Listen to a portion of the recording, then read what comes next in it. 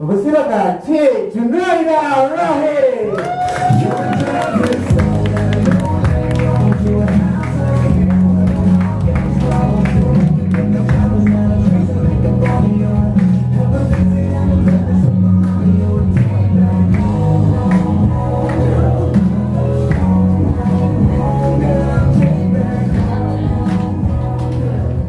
Assalamualaikum warahmatullahi wabarakatuh. Waalaikumsalam. Okey, tiba-tiba saya rasa panas kat sini.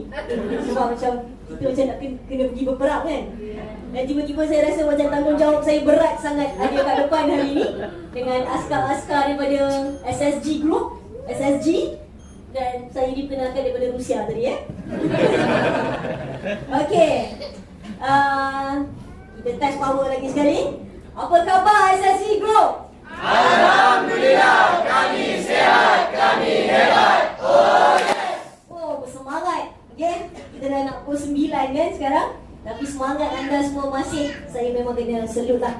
Okay, first of all saya nak ucapkan terima kasih kepada Madam SAM kita, Kak Lin dan suami, dan juga kepada organizer Puan Nomi yang telah membawa saya ke sini pada hari ini bersama anda semua.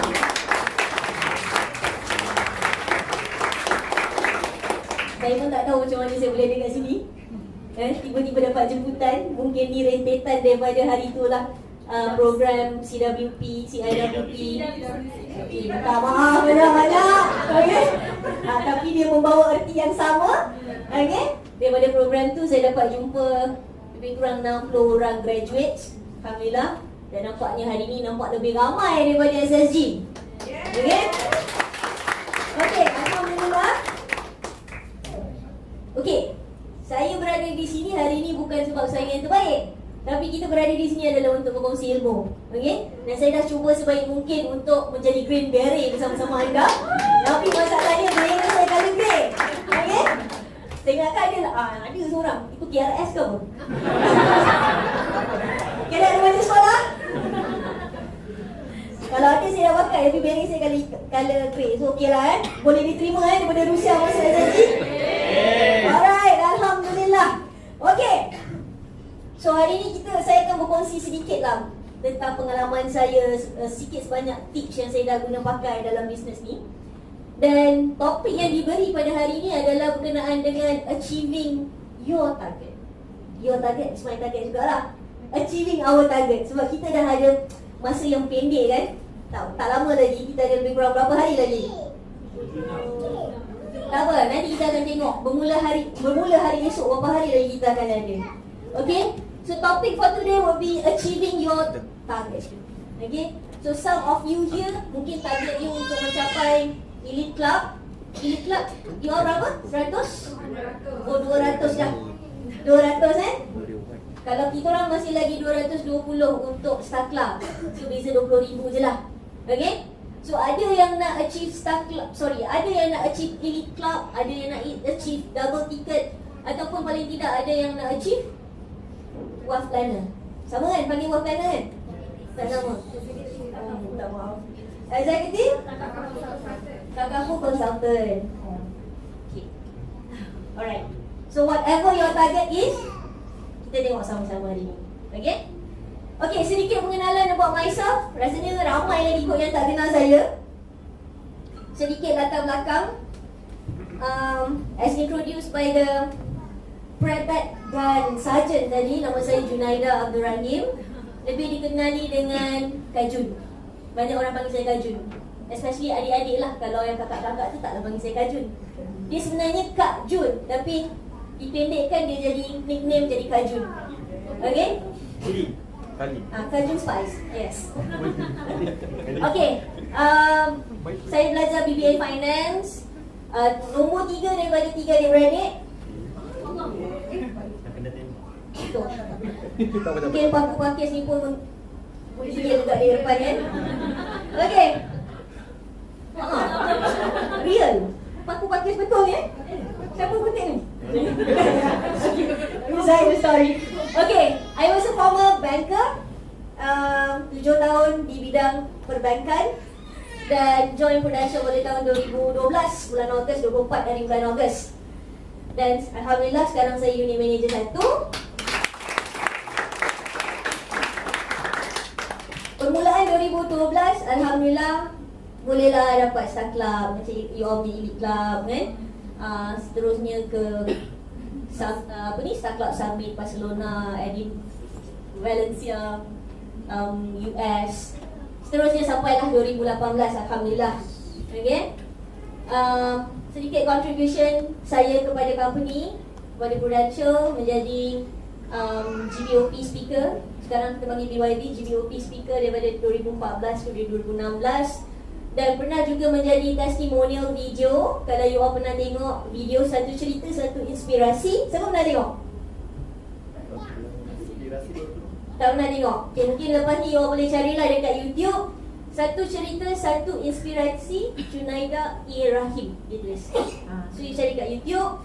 So kat situ dia ceritakan tentang perjalanan saya menceburi dalam bidang insurance dan takaful, sehingga masa tu tahun 2014 lah. Okay, dia ada 4 orang talent video dan saya adalah salah seorang yang dipilih mewakili segmen rookie pada masa tu. Dan juga pernah menjadi testimonial speaker untuk mini BOP, mini BYB at the central level and also at the company level lah. And selalu menjadi guest speaker untuk agensi sharing yang sudi menjemput saya untuk berkongsi. Terima kasih. Okay. Alright. Tu dia bukan pasal saya sebenarnya, itu introduction je. So kita skip cepat sikit. Okay. Sebab saya diberi masa untuk 1 jam. Apa benda yang sebenarnya saya nak cerita dengan you all ni? Okay, kalau you all ada soalan along the way, please raise up your hands and let's make it this session a two-way communication session. Tak payah segan, tak payah takut. Kita sama je semua kat sini. Alright. So sekarang dah berapa hari bulan? 15. Adakah kita berpijak pada bumi yang nyata? Oh yes. Yes, Alhamdulillah kalau yes. Okay. So kita tengok untuk bulan Oktober, berapa hari lagi kita tinggal? 15 hari. Bulan November 30 hari. Dan bulan Disember 31 hari. So in total calendar days kita masih ada 76 days. Tapi persoalannya, adakah kita akan bekerja untuk 76 hari yang terakhir? Ataupun kita hanya bekerja untuk weekdays sahaja, iaitu 54 hari sahaja. So siapa nak kerja weekdays sahaja? Takkan saya seorang angkat tangan kat sini. Pasal dia orang tak berani angkat tangan ni sebenarnya kan. Takut bos tak nampak. Siapa nak kerja 76 hari? Oh, acah. Satu je saya tu. Yang lain ni tak tahu kerja berapa hari tak. Tak faham? Berapa hari lagi kita nak bekerja? 76, kita ada 76 hari. Awak dan saya ada 76 hari. Persoalan dia, adakah kita akan bekerja untuk 76 hari yang tinggal ni? Ada yang jawab yes, ada yang jawab tak. Okay? Tapi kita kena berpijak pada bumi yang nyata lah. Sometimes you got to run before you can walk. So agak-agak sekarang ni masa untuk kita berlari ataupun untuk kita berjalan? Berlari. Bos, you get their consent. Untuk berlari sekarang. Askar semua. Bukan untuk berjalan Sprint. Yes. Sekarang masa untuk berlari, kita dah tak ada masa. Tapi if we really utilize the time yang kita ada sekarang, 54 hari atau 76 hari ni boleh menjadi satu magic berbanding dengan 9 bulan yang dah lepas. Ada orang tak kerja kan 9 bulan?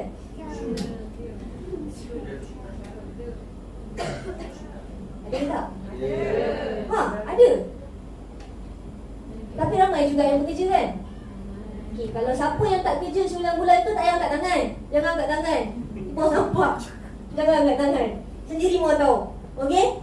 Tapi 3 bulan terakhir ni, you can do magic. Ada orang kata miracles happen, but to me, you create the miracle. Okay? Kita yang create the miracle.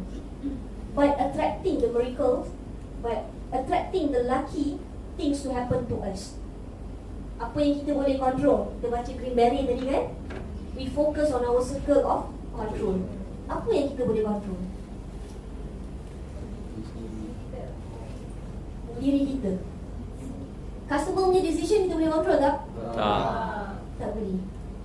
Okay? Next sikit. Alright. So sebelum kita teruskan, turun sikit. Jangan bagi diorang tengok yang bawah. Turun sikit. Turun sikit. Okay. Ini satu perkara yang saya belajar di awal penglibatan saya dalam bisnes insurans dan takaful. Dan ilmu ni disampaikan oleh salah seorang agency manager yang berada di Kuantan. Dan Alhamdulillah hari Sabtu ni pun saya akan berada bersama agensi beliau. Dia kata dalam bisnes insurans ni, insurans dan takaful ni, ada 4 S. Yang ni saya dah orang putihkan, saya dah Englishkan dia. Ada 4 S yang you kena buat dan kena fokus. Dan bila kita teliti lagi sekali, teliti betul-betul 4 S yang patut kita guna pakai, bukan untuk diri saya saja, tapi untuk kita semua. You kena tengok kan. Nombor 1,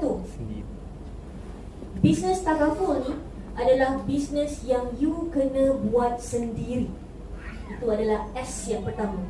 So kita tengok balik, kalau you tak buat sendiri, kita ada leader, kita ada introducer, dan kita punya buddy. Boleh tak kita harapkan leader kita untuk buat? Apa yang dia boleh buat?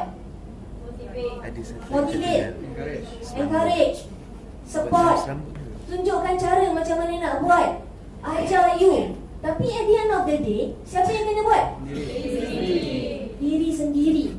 Itu adalah S yang pertama. So you ingat formula ni. S yang pertama adalah you kena buat sendiri. Do it yourself. S yang kedua, sepenuh hati. Pandai. Sepenuh hati. You do it wholeheartedly. Kalau you buat acuh tak acuh, acuh tak acuh kan? Acuh tak acuh lah. Sambil lewa, tidak sepenuh hati, you akan dapat result yang tidak sepenuh hati. Tidak seperti yang di expect.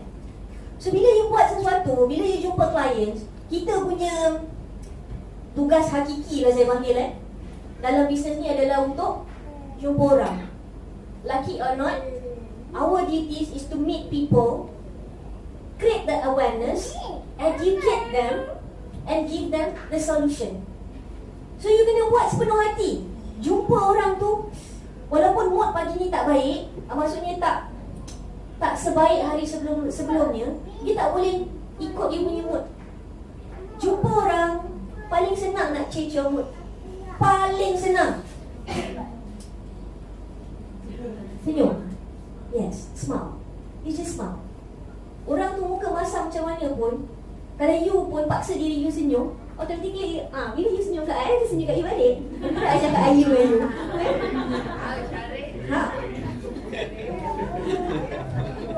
It's automatic. The moment you throw a smile to somebody, dia akan senyum kat you balik. Siap. That's your first time. Okay? So, yang kedua adalah you kena jumpa orang, buat phone call sepenuh hati. Diri sendiri nak kena ada kehendak dulu. Nak ada, betul-betul you nak, betul-betul you buat, baru you akan dapat. Kalau you sendiri tak sepenuh hati, tak boleh nak cakap apa lah, because dia ada parti punya decision. Dia nak jumpa kita ataupun tak, kita tak boleh nak control. Betul?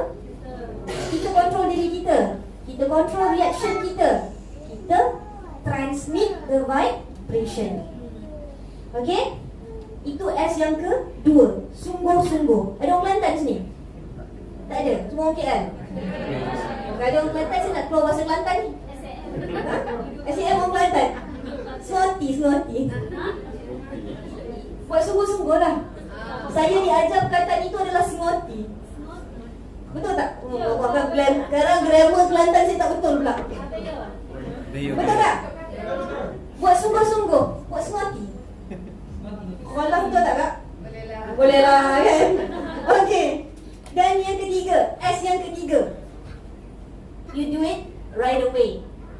Buat, kalau orang Kelantan dia sebut buat selalu. Buat terus, buat terus. You dapat satu ilmu, you dapat satu pelajaran baru yang leaders you ajar ataupun kawan you ajar, ataupun you dapat satu business positioning, idea baru. Jangan tunggu-tunggu. You kena test diri you.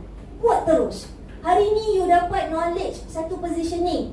Macam mana nak, for example macam mana nak close case yang besar. You dah dapat ilmu tu daripada orang tu. Tunggu apa lagi? Walaupun mungkin you tak ada, you kata you tak ada prospek yang besar, tapi you present saja. Cuba. Buat terus. Buat selalu. Do it right away so that it blends together with yourself. You kena ajar diri you dulu. Buat terus. Okay? So kalau ilmu yang kita dapat, kita simpan, dia boleh jadi berkarat. Dia boleh jadi beku. Tapi kalau ilmu yang kita dapat, kita guna, straight away kita pakai. So you akan tengok improvement dalam diri you, dari segi you punya presentation, dari segi you controlling your conversation with the prospects and the clients. You akan nampak benda tu. Okay? Itu adalah S yang ketiga. S yang keempat adalah selalu. Selalu dalam konteks bahasa Melayu betul lah. Selalu, bukan selalu dalam konteks bahasa Kelantan Selalu dalam konteks bahasa Melayu, buku. You do it always. Yang pertama tadi, you dah buat bersungguh-sungguh. Bersungguh-sungguh ni you call orang. Bersungguh-sungguh ni nak jumpa orang. Okay? And you dah buat memang, you dah buat sendiri, you dah buat bersungguh-sungguh. Dan you dah buat terus apa yang you belajar. Tapi, dia tak boleh sekali. You kena buat selalu. Because it will create habit. It will create habit. And at the same time, kalau you tengok, daripada habit itu akan wujudnya momentum dan consistency. Ada orang tanya saya, macam mana nak be consistent? Setiap tahun produce star club minimum. Setiap tahun you buat elite club minimum. Berapa orang elite club konsisten setiap tahun? Ni award snap si ramai kan? I can see number of people here that raise their hands. Consistently producing elite club. You rasa apa? Best kan?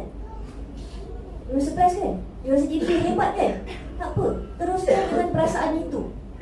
Janganlah sampai bongkak pula, kan? Sebab in this business, penting untuk kita rasa diri kita best. Tapi biarlah rasa best tu berpadanan dengan result. Jangan rasa best tapi sebenarnya tak best. Kita rasa diri kita best, biar berpadanan dengan kita punya result yang kita bawa. Okay? Konsistensi dan momentum tu sangat penting. Tapi kalau enjin kita sejuk, macam mana nak dapat momentum? 9 bulan kita tak kerja. Okay? Contohlah, kita ambil cuti sebulan lah. Kita ambil cuti sebulan, contohnya kan. Kita nak start balik, susah tak? Susah, memang susah. Bukan kata you, I pun rasa susah. Sebab kita sama-sama manusia. Logik lah, saya bukan robot, kan? Benda susah. Tapi kalau kita selalu buat, InsyaAllah wujudnya momentum, wujudnya konsistensi. Dan kita lagi senang, kita nak lari lagi laju. Sekarang sama juga bila kita berlari. Sebelum kita sprint, kita berjogging dulu kan. Kita panaskan badan dulu, buat warming up dulu. Dan baru kita boleh sprint. Kalau tidak nanti kan injured. Okay? Injured di saat-saat ini adalah tapi saya pernah injured pada bulan 12. Mungkin yang dah pergi graduation tu dah pernah dengar lah cerita saya kan. Patah kaki 10 hari bulan 12 tahun 2015. Shortfall lagi 40,000 untuk senior executive. 380,000, 340,000 ke 80,000 macam tu lah. Short. Tapi sebab keinginan yang melampau untuk dapatkan juga senior executive tu, customer datang kat rumah, sign policy dekat rumah.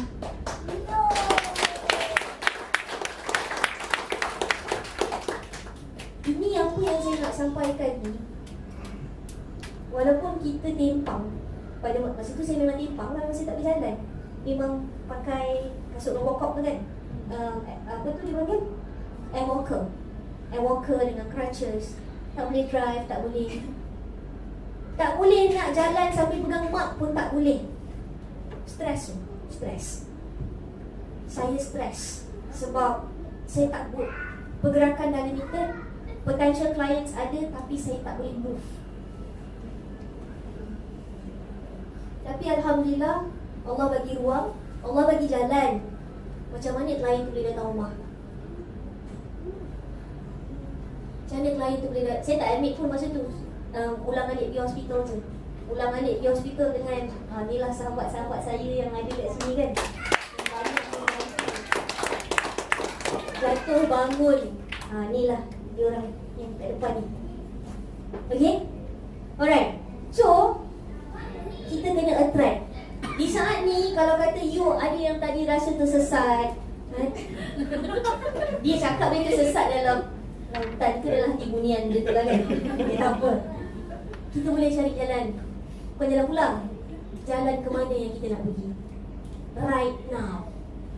Belum terlambat lagi. Belum terlambat. 76. Betul ke 76? 76 hari lagi. Okay. Kita do a bit of calculation. A bit of calculation. Saya ada sampai pukul berapa? 10. Okay. Kita do a bit of calculation. Okay. Cakap-cakap dia tak ada figure pun tak justify kan. Okay. Let's look at this example. Kalau kita ambil hari bekerja 76 hari. Okay. Ini satu benda yang memang saya selalu praktis di awal. Seawal Januari, you and I ada 365 hari calendar days. Tapi adakah 365 hari itu adalah hari saya bekerja dan hari anda bekerja? Untuk saya memang tak kerja 365 hari. Takkan? Bohong je kalau kerja. Okay? So kita dah kira siap-siap. Daripada seawal 1 Januari tu, kita kira for the whole year. Berapa hari yang sebenarnya kita akan bekerja. Factor in your personal cuti, factor in elite club punya trips, factor in hari raya, Deepavali, cuti dengan family and what not. So you tengok daripada situ berapa balance hari yang kita akan bekerja. Okay? Itu cerita awal tahun. Sekarang kita dah final quarter. Kita ada 76 hari lagi. Assuming kita ambil 3 appointment satu hari, affordable tak sebenarnya? Achievable tak? Kalau bekerja memang achievable. Kalau kerja tak sepenuh hati, dia tak berapa achievable. Reality speak kita ambil 3 appointment satu hari. Untuk 76 hari, kita akan ada 228 presentations. Kalau kita ambil 20% closing ratio, kita dah ada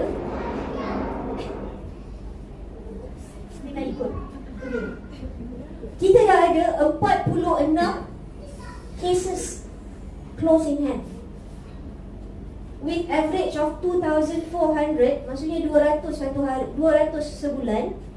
Kita dah ada total expected TPC 114,000. So kalau current standing, kita dah ada 50,000 dalam tangan. Campur 114, dah ada 164,000. Kalau 50,000 dalam tangan. Kalau sekarang kita dah ada 100,000, tambah lagi 114,000. Kita dah ada 224,000. Dah ada buffer dah untuk elite club 24,000. Tapi kerja 76 hari. Dan secara realitinya, kita tak close semua kes 200. Betul? Okay. Average case size berapa? You all punya average case size berapa? Lebih kurang 200 kan? Itu kita ambil standard average case size lah. Tapi ada pernah di kalangan kita yang close satu kes RM300, RM400, RM1,000. Ada kan? So nak kira macam mana tu? That become a bonus to kita punya forecast. Okay? Kalau kita ambil, kita kerja 54 hari sahaja. Okay? Tapi formula ni kalau kita tengok, dia adalah formula orang yang bekerja keras lah. Dia bukan formula yang kita main-main kerja. Tak boleh lah. Dah tak boleh main-main dah sebab sekarang adalah masa untuk berlari. Okay? 54 hari bekerja, 3 ni kita faktor you kerja weekdays sahaja. 5 hari Isnin sampai Jumaat, 3 appointment satu hari, kita akan ada 162 presentations. 20% closing ratio, dah 32 cases. Elite Club dah lepas dah requirement untuk apa ni? Star Club, untuk Elite Club kan? 30 cases. Average case size kita ambil sama 2,400. You dah ada 76,000. Kalau sekarang dah ada 50,000 tambah 76,000, dah lepas the first stage of executive Tata full consultant 125,000. 120,000 dah lepas. This is how I practice. Kita calculate and slice down satu persatu mengikut masa yang kita ada. Subject tu, kita memang betul-betul ada 54 hari ataupun 76 hari. That's why kalau kita kira daripada awal tahun, yang masa kita ada 365 hari, masa tu lebih panjang. Sebab kalau macam sekarang, kita memang kena doa banyak-banyak lah. Please jangan ada unexpected things happen. Tolong jangan ada sesiapa dalam keluarga kita sakit. Jangan kita pun diduga dengan illness yang Allah bagi. Kan? Bila datangnya musibah-musibah, bukan kata musibah lah, tapi bila datangnya dugaan-dugaan macam tu, dia akan mengganggu dah kita punya calculation. Tapi kalau calculation ni kita buat as early as January, kita ada buffer lagi untuk buat plan B or plan C. Okay? Bila dah sampai ke final quarter ni, masing-masing berada dalam keadaan cemas. Betul? Ke tak cemas lagi? Cemas kan? Saya pun cemas juga sebab belum settle lagi. Okay? Tapi cemas forever pun tak guna tak boleh. So again, apa yang kita boleh kawal adalah diri kita. Okay? Diri kita yang kita boleh kawal. Jadi stabilize yourself dulu. Stabilize yourself mentally, emotionally and also physically. Baru bila you dah ada such formula, such strategy, now is the time for you to execute. Okay? So, kalau you all ikut this formula, execution is tomorrow. Execution is tomorrow. Okay? Lepas ni boleh balik cerita dengan leaders, plan balik, minta leaders monitor apa yang sepatutnya dimonitor, dan InsyaAllah you akan dapat result. Okay? Okay. Di saat-saat hujung-hujung akhir kita ni, dah final sprint, sedikit tips saya nak kongsikan macam mana you nak dapatkan this 228 presentations ataupun 162 presentation dalam masa 76-54 hari ni. Mana nak dapat? Ada masalah kontak tak? Siapa ada masalah tak ada nama nak call, tak ada orang nak dijumpa? Semua tak ada masalah? Alhamdulillah. Ada masalah tak? Ya, malu. Ada. Malu tu, tak cakap ada tu. Kita kalau kita nak minta, kita nakkan SOS ke perlukan bantuan, bagi tahu betul-betul. Baru orang bantu. Kalau kita membantu, nanti orang pun tak berapa nak bantu kita. Kenapa saya cakap macam ni? Because dia akan related balik macam mana you nak grow to your referral market. Okay? Adik? Adik kan? Okay. Okay. Ni sedikit tips sajalah. Okay? Because for myself, kita tahu dalam bisnes ni, business method semua orang tahu. Phone calls, direct approach, buat booth, buat referral, buat co-calling, ataupun apa ni, market canvassing. Semua orang tahu. You buat benda yang sama, saya buat benda yang sama. Tapi dalam banyak-banyak business method yang kita guna pakai ni, mesti ada satu yang paling ngam dengan kita. Betul? Okey? Mesti ada satu. Paling tidak satu yang paling hook dengan kita punya diri. Ada orang, dia sangat terror, dia buat direct approach sebab dia memang tak malu. Tak malu secara betul lah. Kalau saya pun malu. Saya nak tegur orang tu saya malu. Kan? Nampak kan malu dia? Betul, saya pun malu. Dua atas stage tak malu, tegur orang malu. Okay? Jadi, dalam banyak-banyak ni, for me, referral works the best for my business. Paling baik. Okay? So, macam mana cara kita minta referral? Siapa ada masalah, macam mana nak minta referral? Kalau tak ada masalah, saya tak payah cerita panjang. Ada masalah macam mana minta referral? Minta referral tapi tak dapat. Nantilah saya bagi. Kalau dengar ayat nantilah saya bagi, trust me, you will not get it. You will not. Okay, ini apa yang saya pakai. Tak bolehlah cerita apa yang orang lain pakai. Kita kena cerita apa yang kita pakai. Okay? Yang pertama, cara minta referral yang saya guna pakai adalah melalui benefits sharing. Okay, benefit sharing ni yang belum ada kod, belum ada lah. Okay? Yang baru start business, masih fresh lagi. Maksudnya database you tak banyak lagi. Tapi ejen yang dah lama kat sini dah ramai kan? Yang dah setahun, 2 tahun, yang dah ada you all punya database. You punya client database. Okay.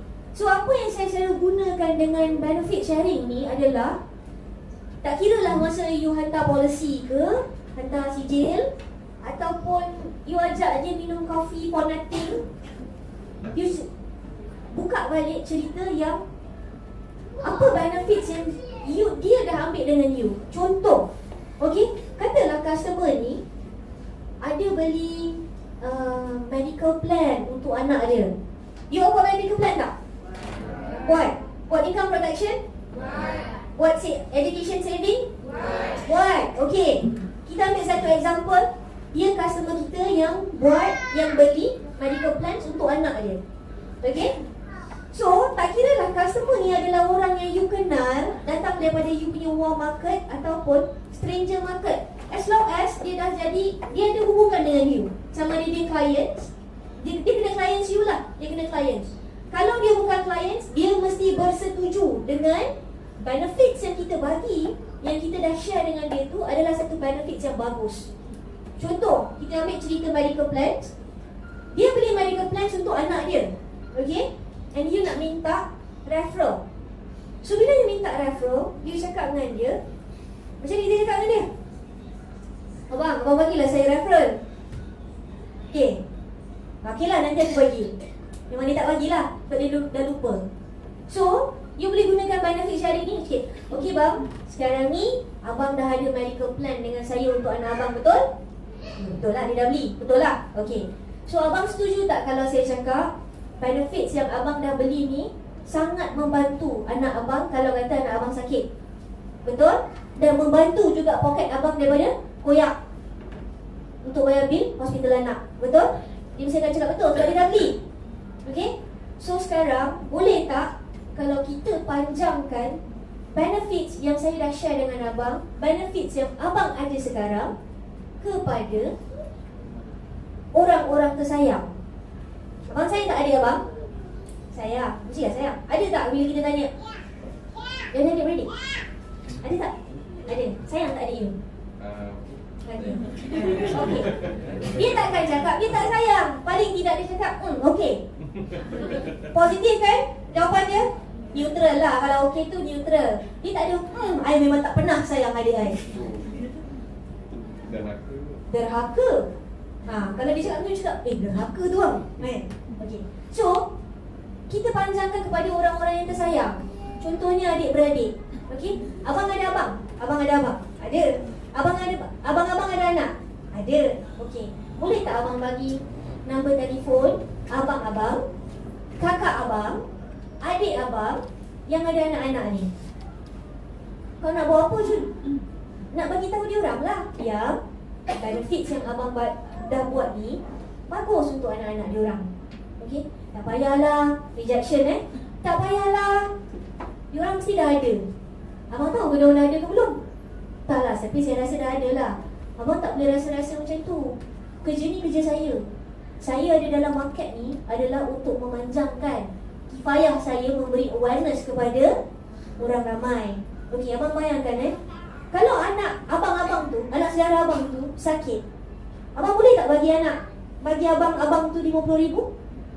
Boleh tak? Boleh ke tak? Dia kata jawab. Tak boleh. Biar bapak dia bayar. Biar bapak dia bayar. Betul? Tak boleh. Abang pun tak boleh bagi. Dan biarlah bapak dia bayar. Okey. Abang rasa abang tu ada tak 50,000 nak bayar duit untuk anak dia sakit? Tak ada. Tak ada. Abang tak kesian ke? Anak abang sakit, boleh masuk private hospital. Anak saudara abang sakit, masuk government, abang nak pergi merawat, parking punya payah. Sedangkan abang dah tahu ilmu ni. Saya tak suruh abang pergi cerita pun. You kena buat macam you buat sales lah. You minta referral macam you buat sales. Saya tak suruh abang pergi cerita. Saya minta tolong abang bagi nombor telefon untuk saya panjangkan apa yang abang ada ni pada adik-adik abang, pada kawan-kawan office abang, pada BFF abang. BFF ni lelaki jarang lah kot, perempuan lah. Salah, perempuan lah yang selalu ada BFF ni Travel buddies, orang yang you sayang, people that you care about. As an assurance, you repeat balik dengan dia. Abang jangan risau. Abang bagi saya number, saya akan buat macam mana saya first contact abang. First kali saya akan call, minta permission untuk kita set appointment, jumpa. Okay? With your permission, I come and see you. Betul? Dan saya akan buat presentation dan proposal. Kalau dia rasa benda ni baik untuk keluarga dia, kita proceed to the next level. Kalau tak, benda tu akan habis di situ. I've done my part. You see? So, bila you minta referral, kena bersungguh jugalah. Kalau you minta, abang bagilah referral ni, bagilah referral, memang dia tak bagilah sebab you tak bersungguh. You tak justify why do you need to have that referral. Untuk apa? Okay? Itu kalau kata on the medical plan. Kalau on income protection for example, okay, sekarang ni abang kerja untuk apa? Macam kita lah, kita dia bekerja untuk apa? Untuk duit. Untuk living expenses lah. Kalau bukan living expenses untuk family pun, kita punya living expenses, betul? Tapi majority antara kita semua dah ada keluarga. Tak? Oh, masih ramai yang single. Siapa yang single tu? Siapa yang single tu tolong angkat tangan. Perempuan tak penting sangat, lelaki.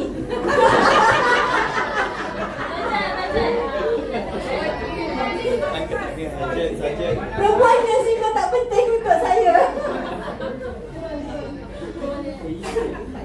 Okey. Maisa.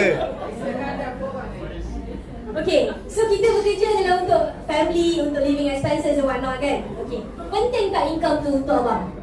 Asyik abang je, untuk kakak lah pula kan. Penting tak income tu untuk kakak? Penting. So akak rasa, kalau kakak, salah seorang daripada adik-beradik akak meninggal dunia, akak boleh bela tak anak-anak dia? Anak kakak ada 3 orang. Anak kakak akak ada 3 orang. Akak boleh tak tanggung anak-anak dia. Anak saya pun saya tak tertanggung, dia cakap.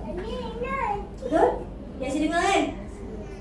Apa masalahnya akak nak bagi nombor kakak dekat saya? Betul? Tak kakak, you kena pakai statement ni. Tak kakak seorang je nak selamat.